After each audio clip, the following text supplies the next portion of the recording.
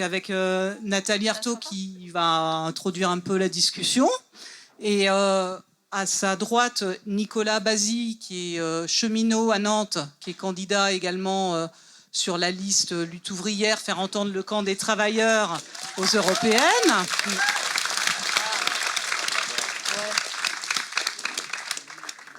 À sa gauche, Eddy Le Belair, technicien au chantier naval à Saint-Nazaire, qui est également candidat sur la liste Lutte ouvrière aux européennes.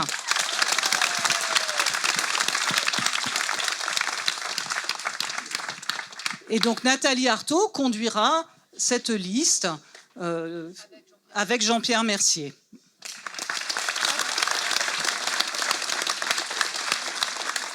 Eh bien, bonsoir à tous. Merci d'être là. Donc, il s'agit d'une discussion. Alors, je me suis jurée de faire court au niveau de l'introduction. Il s'agit surtout de revenir sur pourquoi nous présentons aux élections européennes, pour y dire quoi, pour y faire quoi. Je dirais que voilà, on y va pour bien sûr défendre les perspectives communistes révolutionnaires, pour porter les intérêts du monde du travail, comme on le fait tout le temps, pour porter cette conviction profonde qu'on ne s'en sortira qu'en renouant avec les luttes collectives, et pour porter cette idée que les travailleurs ils sont capables de renverser cette société capitaliste et de créer un nouveau monde, une nouvelle société. Donc voilà, ça c'est notre démarche générale. Et je crois qu'on peut s'appuyer pour convaincre autour de nous sur l'évolution catastrophique de la société. Aujourd'hui, le monde entier connaît une évolution catastrophique. Je crois qu'elle, il y a un mot qui la reflète, c'est le mot guerre. C'est le mot guerre. Avant de discuter, de revenir rapidement sur les guerres dont on entend le plus parler, la guerre en Ukraine ou la guerre à Gaza, je voudrais parler d'une autre guerre dont on parle beaucoup moins, une guerre qui passe sous les radars, qui est invisible, c'est la guerre sociale. C'est la guerre de classe, en fait, qu'on subit tous.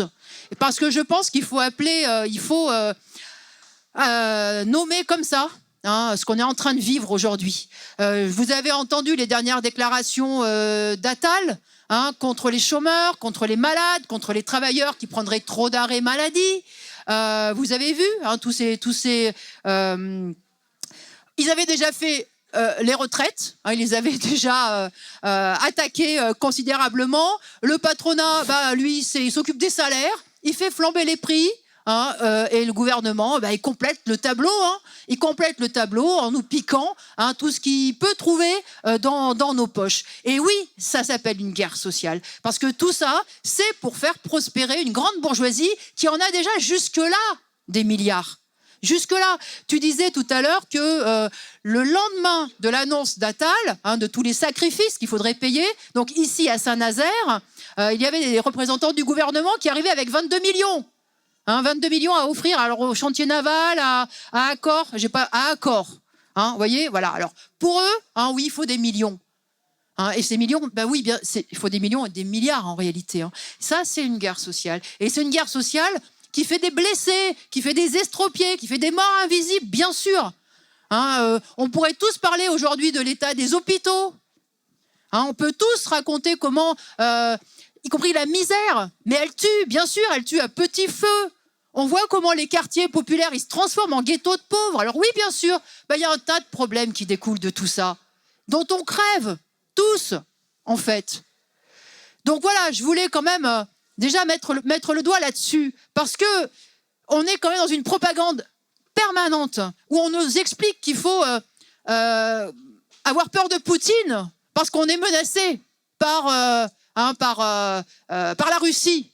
La Russie qui voudrait envahir l'Europe, envahir la France, etc. Mais les premiers qui nous attaquent sont ici même. Ce sont nos dirigeants, c'est le patronat, tous les jours. C'est la grande bourgeoisie, c'est le gouvernement.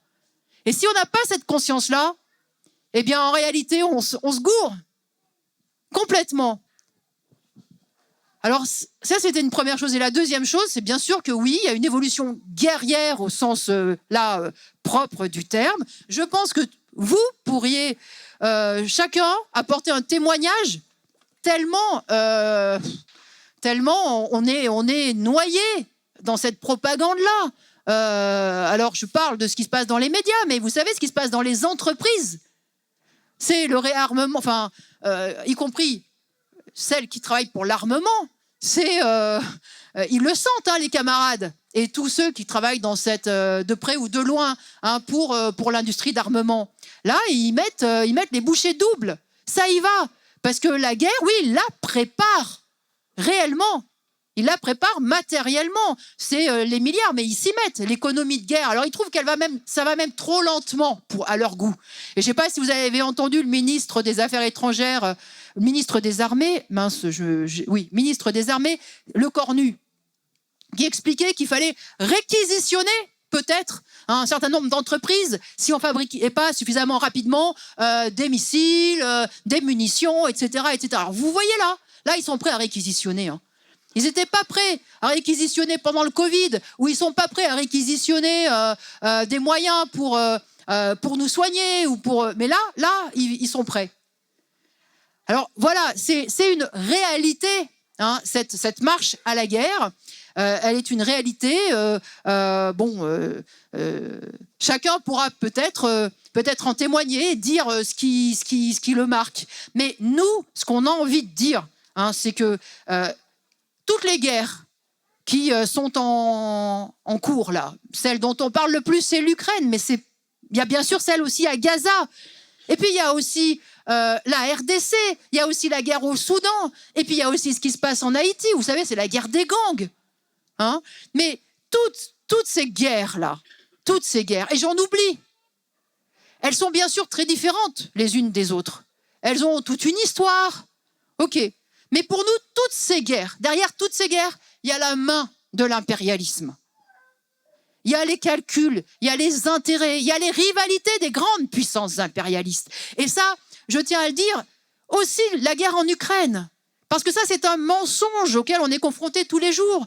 Ils nous expliquent qu'ils sont en Ukraine pour sauver les Ukrainiens.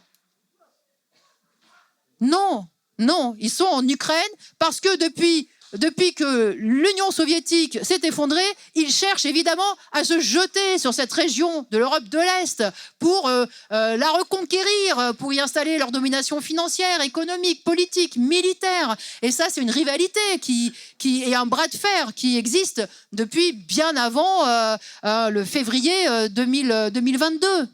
Hein, pour nous, cette guerre, vous savez, elle est comparable à la guerre que se mènent les bandes de dealers aux guerres de territoire que les trafiquants de drogue se mènent à Marseille, à Nîmes ou je ne sais où. C'est du même ordre en réalité. Du même ordre. Alors non, ils ne vont pas là-bas pour aider les Ukrainiens. Ils ne sont pas allés au Sahel pour aider les populations du Mali, les populations de Mauritanie. Non! À chaque fois qu'ils interviennent, vous savez, ces grandes puissances, c'est pour asseoir leur intérêt, leur influence, pour asseoir leur affaire, leur business à chaque fois. Et ils sont prêts pour ça, y compris à s'appuyer sur les régimes les plus dégueulasses, les plus sanguinaires possibles. Aujourd'hui, ils nous montrent du doigt Poutine. Mais qu'est-ce que fait Netanyahou, leur ami et leur allié privilégié à Gaza? Et là, à Gaza, ils se bougent pour essayer de sauver les Palestiniens? Ils font quelque chose? Ils sont tous en train d'applaudir là parce que, enfin, hein, peut-être qu'il y a quelques camions humanitaires de plus qui vont réussir à passer. Peut-être qu'il y aura quelques milliers de Palestiniens qui auront moins faim. Mais qu'est-ce que c'est que ça? On en est à combien? À 34 000, 35 000 morts? Combien? Et c'est horreur après horreur, jour après jour. Et là, on parle d'un allié. On parle d'Israël, qui est une puissance qui est financée, à laquelle les Américains, l'Europe livrent des armes, des bombes. Alors, vous voyez ce qui se passe, y compris à Gaza, mais ça, c'est la preuve. C'est la preuve qu'ils n'en ont rien à faire des populations. Ils n'en ont rien à faire du droit des peuples à disposer d'eux-mêmes. Rien à faire. Alors voilà, nous, c'est avec cette conviction-là, eh bien, qu'on se dresse contre toutes ces guerres et contre toute cette propagande. Et qu'on dit, bah oui, pas un sou pour ces guerres et pas un soldat pour toutes ces guerres. C'est pas...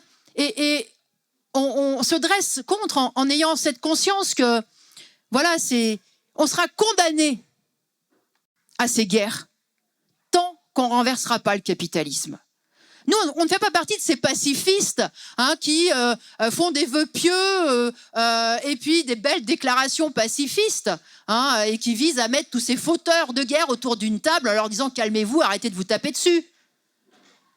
Ils finiront par le faire, on en discutera, mais ils finiront par le faire, bien sûr. Quand ils estimeront que ce sera à leur intérêt, ils le feront. Jusqu'à ce que le rapport de force évolue et que ça reparte. Voilà. Nous, on pense qu'il n'y aura pas de paix tant qu'on ne renversera pas cette société capitaliste qui, comme disait Jaurès, vous savez, ce n'est pas seulement des belles paroles. Jaurès disait la société le capitalisme porte en lui la guerre comme la nuée porte l'orage. Ben oui. Conclusion, si on veut la paix, il faut renverser le capitalisme. C'est une nécessité. Voilà. Alors, nous, ce tableau bien noir que je viens de décrire rapidement, il ne nous décourage pas, il ne nous abat pas, il nous conforte dans ces convictions-là. Il nous conforte dans cette confiance qu'on a placée depuis déjà fort longtemps dans le monde du travail. Parce que nous pensons, oui, que la classe ouvrière, le monde du travail, il est en mesure, il a la force de renverser cette classe capitaliste. Il a la force de la renverser parce que les travailleurs, ils sont au cœur du réacteur capitaliste, j'ai envie de dire. Pourquoi ? Parce que c'est nous qui fabriquons les profits, c'est nous qui fabriquons leurs capitaux, c'est nous qui la faisons tourner, leur société, à laquelle ils tiennent tant. Donc on a cette force-là, cette force qu'en réalité, ce sont eux qui dépendent de nous. Et si on a cette conscience-là, que eux, qu'on n'a pas, nous, besoin d'eux, mais qu'eux ont besoin de nous, eh bien oui, on retrouvera peut-être le courage de repartir au combat pour pas se laisser faire, et mieux que ça, encore une fois, pour les renverser, ces gens-là. Nous faisons tourner la société, on produit les richesses, c'est à nous de décider. C'est à nous de décider. Nous, notre perspective, elles sont des perspectives communistes révolutionnaires, dans le sens premier du terme, c'est-à-dire les travailleurs au pouvoir, l'ensemble des classes populaires, l'ensemble des opprimés, à égalité, pour décider de comment on organise la société. C'est ça le communisme. Ça passe, oui, par l'expropriation de la bourgeoisie, par son renversement économique et par la prise du pouvoir politique. C'est en cela qu'on est révolutionnaire.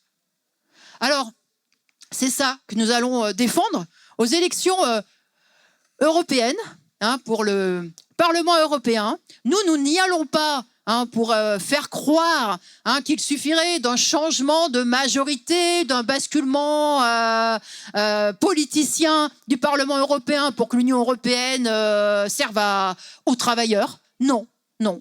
L'Union européenne, elle a été construite par et pour les intérêts de la bourgeoisie. Le seul truc qu'ils ont réussi à faire avec l'Union européenne, c'est de créer un marché européen, voilà, pour les affaires, pour les capitalistes, et puis c'est tout. Tout le reste,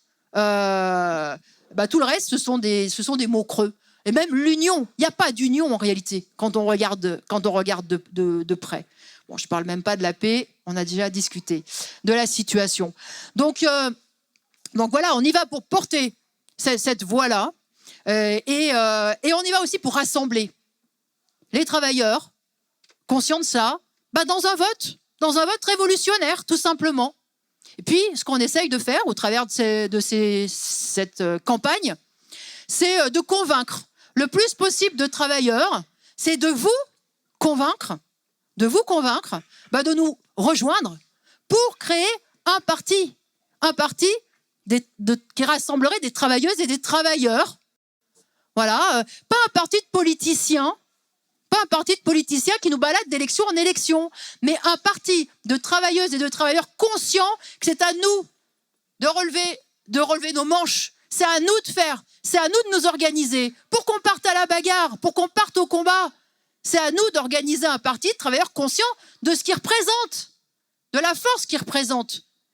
Et c'est à nous de faire vivre aussi cet idéal que oui, les travailleurs, eh bien, ils sont capables. Voilà, ils ont la force, ils sont capables de diriger cette société. Alors, vous voyez, pendant que tous les autres politiciens, là, dans cette campagne européenne, ils vont nous balader en nous expliquant que tous nos problèmes viennent des immigrés, des étrangers, de Poutine, ou parfois même des chômeurs, hein, ben voilà, nous on restera sur cet axe-là. Aujourd'hui, voilà, ce qui nous menace, c'est cet ordre social, c'est ce capitalisme, c'est cette classe dirigeante, cette grande bourgeoisie qui a fait son temps et qu'il faut renverser.